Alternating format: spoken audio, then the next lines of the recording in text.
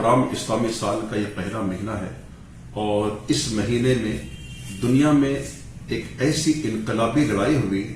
جس کو سن کر ہر ویکتی پریشان رہتا ہے اور سوچ میں پڑ جاتا ہے کہ ایسا بھی کیا ہو سکتا ہے،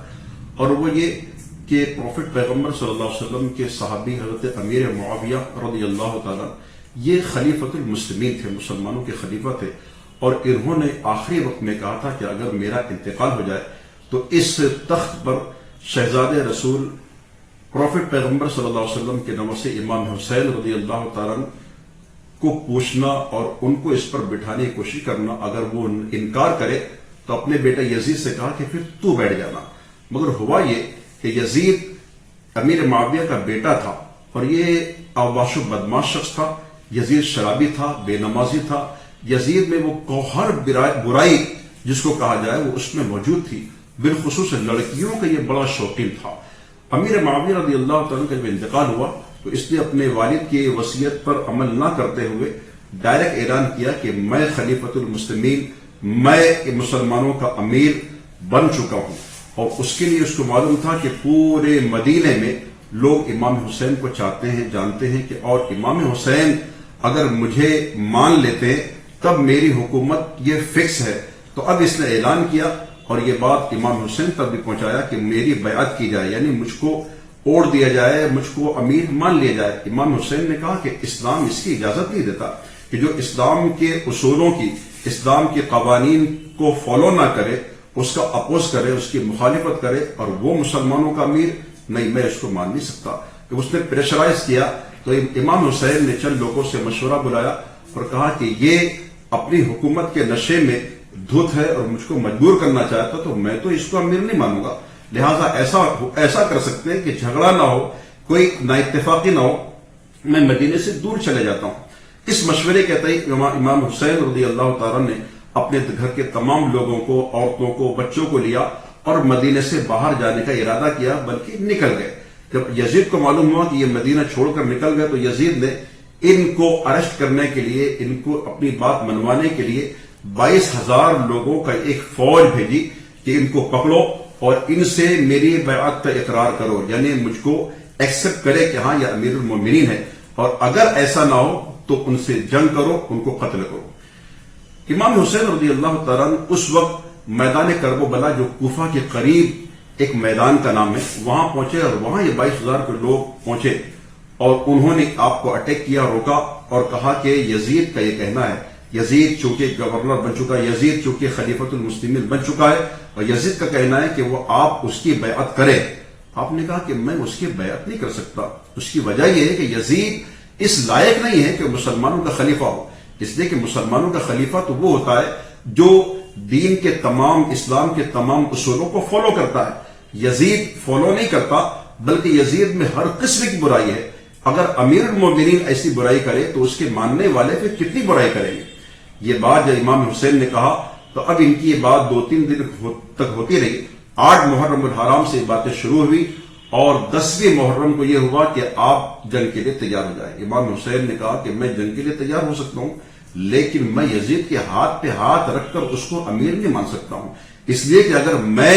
پروفٹ پیغمبر صلی اللہ علیہ وسلم کا نواسا ہوں، میں نے اگر اس کو امیر مان لیا تو پھر میرے بعد قیامت تک جتنے مومنین آئیں گے سب یہی کہیں گے کہ یزید، امام حسین نے یزید کو امیر مانا، ہم بھی کسی کو بھی امیر بنا لیں گے۔ لہٰذا امام حسین رضی اللہ تعالیٰ نے اسلام کو بچانے کے لیے، اسلام کے رولز اینڈ ریگولیشن کو بچانے کے لیے اپنی جان کی قربانی دی، اپنے بچوں کی قربانی دی۔ آپ نے کہا سب کچھ برداشت ہے مگر میں اسلام کے خلاف یہ قدم نہیں اٹھا سکتا۔ اور ہوا یہ کہ پھر امام حسین کے ساتھ عورتیں تھیں، آپ کے بھتیجے تھے، بھانجے تھے، بیٹے تھے، 18 سال کے علی اکبر تھے، 6 مہینے کا علی اصغر بیٹا تھا، 12 سال کے امام زین العابدین جو بیمار تھے۔ ان تمام لوگوں کی آپ نے فکر نہ کی، بلکہ ایک ایک کو آپ نے ان کے مقابلے میں بھیجا اور اپنے سامنے، اپنی ماتھے کی آنکھوں کے سامنے اپنے گھر والوں کو شہید ہوتا آپ دیکھتے رہے۔ آخر کار جب خود امام حسین کی باری آئی تو آپ نے پھر ایک مرتبہ لاسٹ وارننگ دی کہ دیکھو آج جمعے کا دن ہے، ہر مسجد میں میرے نانا کا نام خطبے میں، اسپیچ میں لیا جاتا ہے، میرا نام لیا جاتا ہے، میں وہی حسین ہوں جس نبی کا تم کلمہ پڑھتے ہو اسی نبی کا میں نواسا ہوں. تمہارے نبی کا میرے علاوہ اس دنیا میں کوئی نواسا نہیں, مگر ان لوگوں کے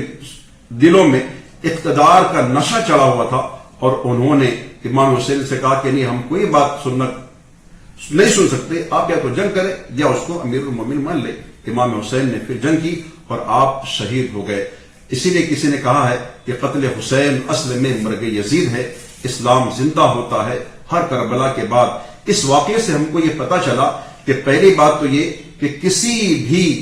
وہ شخص, وہ ویکتی جو اسلام کے اصولوں کا اپوز کرتا ہو, وہ ہمارا امام, ہمارا خلیفہ, ہمارا امیر نہیں ہو سکتا. دوسری بات یہ پتا چلی, امام حسین نے اپنے جان کی, اپنے بال بچوں کی قربانی دے کر, ان کو شہید کرا کر یہ ایک ذہن دیا قیامت تک کے لیے مسلمانوں کے لیے کہ لوگوں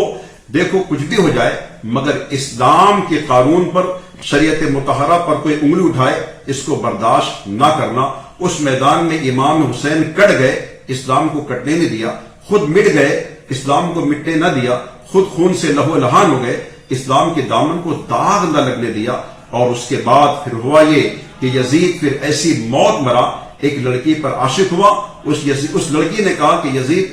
میں اور تو گھوڑے کی ریس لگاتے ہیں, اگر تو جیت گیا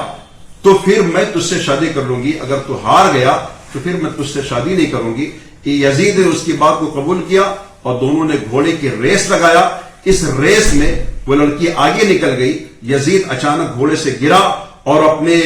زین کے, گھوڑے کی زین میں اس کا پاؤں پھنسا, گھوڑا بھاگتا رہا اور کھدڑتے ہوئے یزید بری موت مر گیا. یہ تمام واقعے سے ہم کو یہ پتا چلتا ہے کہ ہم اسلام کو ایسے فالو کریں جس طرح امام حسین نے ہم کو ذہن دیا ہے. اور اس کے بعد یہ واقعہ جو ہوا 10 محرم الحرام, جس کو عاشورے کا دن کہتے ہیں. عاشورہ کا یہ وہ دن ہے کہ یہی وہ دن ہے کہ جس دن اللہ تعالی نے پوری انسانیت, تمام ویکتی جو پوری دنیا میں ہیں, جن کو آدم علیہ السلام کہتے ہیں, اسی دن ان کو بنایا, ان کی تخلیق ہوئی, اسی دن ان کو دنیا میں اتارا 10 محرم الحرام کو. یہی وہ دن ہے کہ جس دن نوح علیہ السلام کی کشتی 6 مہینے کے طوفان میں پہرتے پہرتے اسی دن جودے پہاڑ سے لگی. یہی وہ دن ہے جس دن ابراہیم علیہ السلام پر آگ گلزار ہو گئی. یہی وہ دن ہے جس دن یونس علیہ السلام 40 دن مچھلی کے پیٹ میں رہنے کے بعد باہر آئے. اس دن بہت سارے انقلابات ہوئے. اور یہی وہ دن ہے کہ جس دن عاشورے کے دن پروفٹ پیغمبر صلی اللہ علیہ وسلم کے نواسے امام حسین کو اللہ تعالی نے شہادت بھی عطا فرمائی. مذہب اسلام میں جو ویکتی اسلام پر مر جاتا ہے اس کو شہید کہتے ہیں. اور شہید وہ ہوتا ہے کہ جو مرتا نہیں ہے. امام حسین ایسے زندہ ہو گئے کہ قیامت تک آج پوری دنیا میں ان کا نام لیا جاتا ہے. یزید بظاہر زندہ رہا مگر یزید ایسا مر گیا کہ آج کوئی اپنے بیٹے کا نام یزید نہیں رکھتا. حالانکہ یزید نام کوئی برا نہیں ہے, مگر یزید کی وجہ سے آج کوئی اپنے بیٹے کا نام, اپنے بچوں کا نام یزید نہیں رکھتا. یزید مٹ گیا اور حسین چھا گئے. اسی چھا جانے میں کسی نے کہا کہ قتل حسین اصل میں مرگ یزید ہے, اسلام زندہ ہوتا ہے ہر کربلا کے بعد. لہٰذا